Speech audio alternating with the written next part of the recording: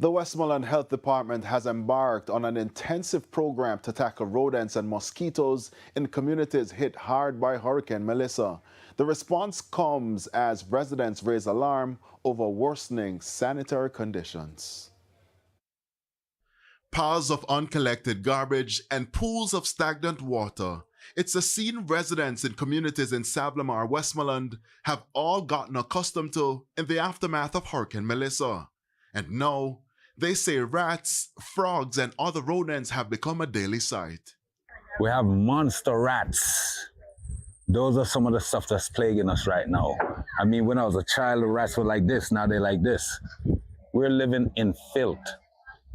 And I could see an outbreak coming out pretty soon, whether it may be typhoid, dengue, or something. Mr. Tufton or whoever is responsible for the health, I mean, please, sir, do something with your powers.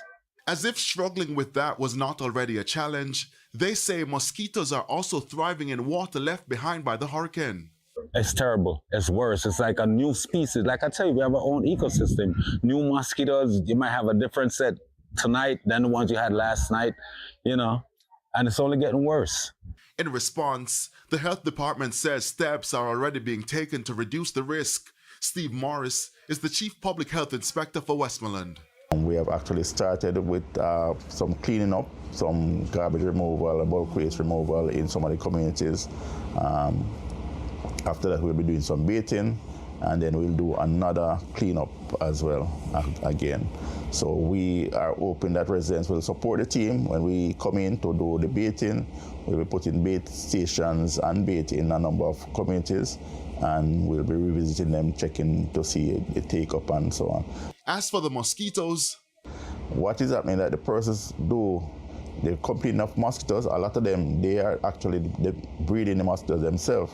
Because these mosquitoes we call the Aedes aegypti, they are domesticated mosquitoes. They like to be around human, and so they like to be where people are. And if we are not covering these containers, they're gonna get access to it, and they're gonna breed rapidly. Nonetheless, Mr. Morris says the health department has embarked on an intensive program which includes fogging and larvicidal treatment.